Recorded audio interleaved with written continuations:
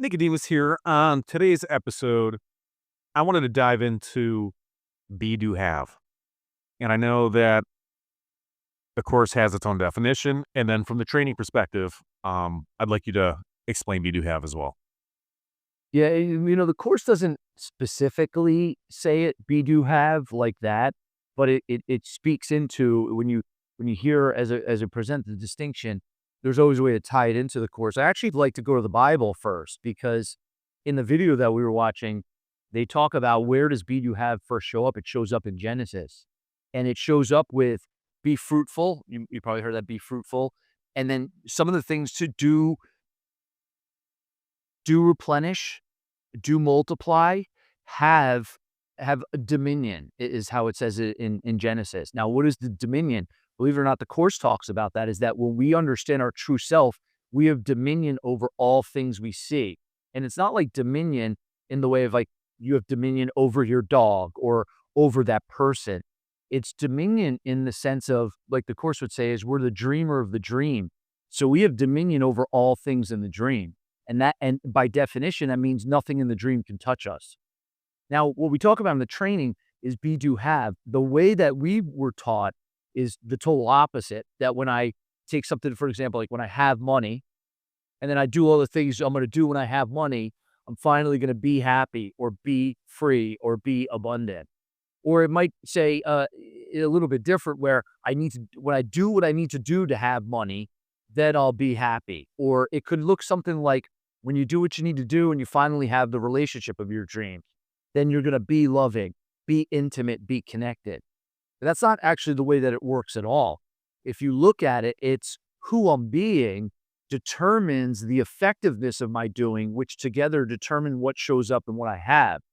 One of the analogies we would use in the training is that who I'm being and the actions I take from that place is, we'll call it a context or an environment, and that nothing could show up in the environment unless I'm the space for the environment. So I'll give you an example of this. I can't create a happy marriage if I'm pissed off all the time. It just doesn't show up in that environment.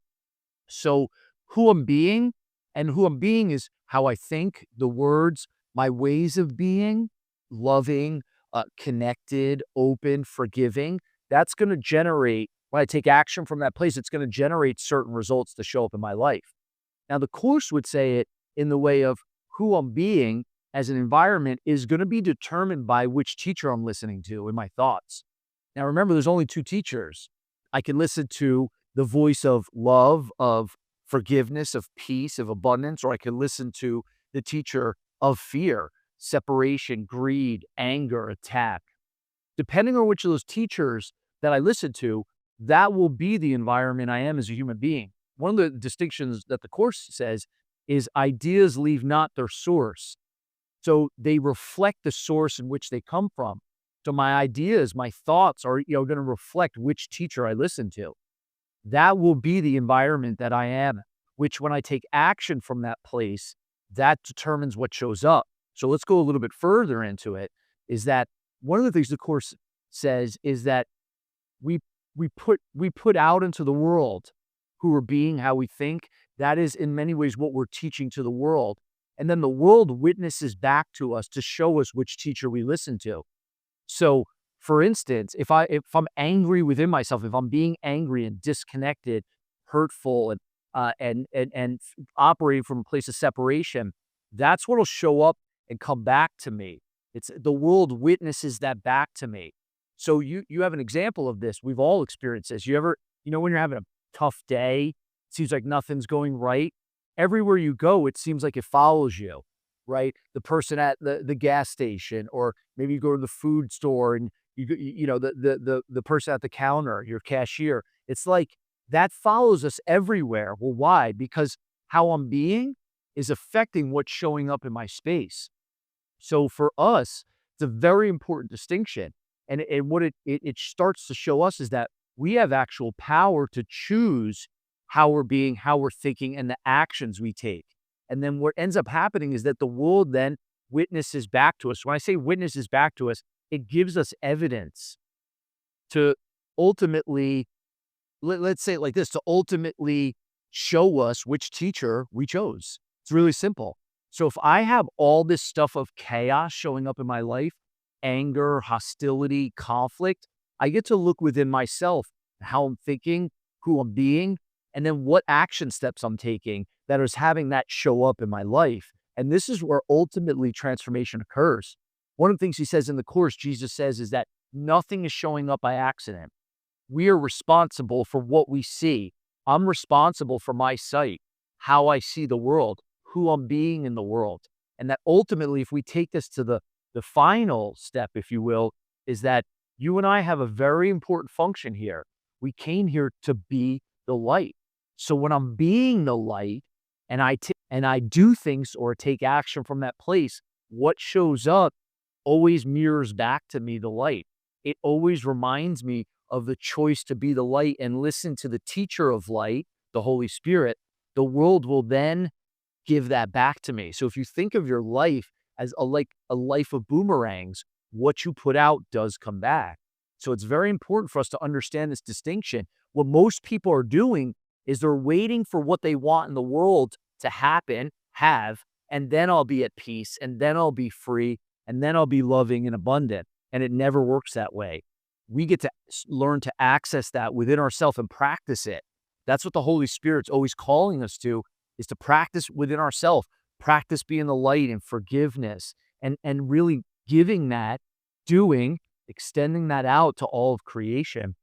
And then what comes back to us reflects that. So this is a very fundamental concept. And it's very important. And it's also interesting that in Genesis, be, do, have shows up right in the beginning of the Bible.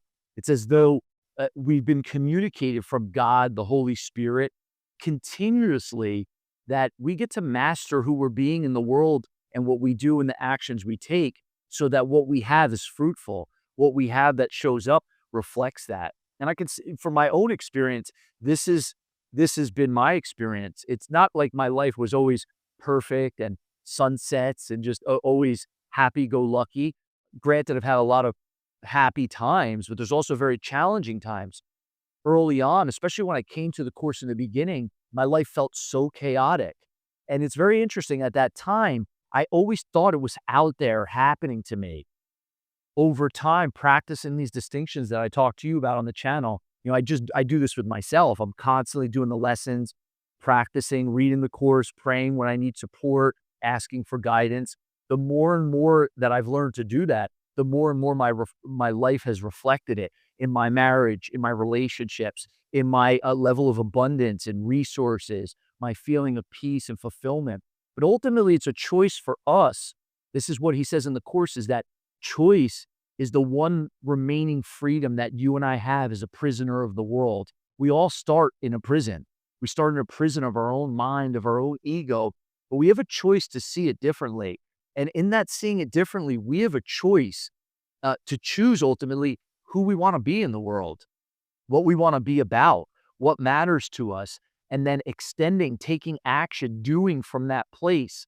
And then what we have that shows up always reflects that, the environment that we are as spiritual beings, as the course would say, spirit, as accessing our function as the light in the world.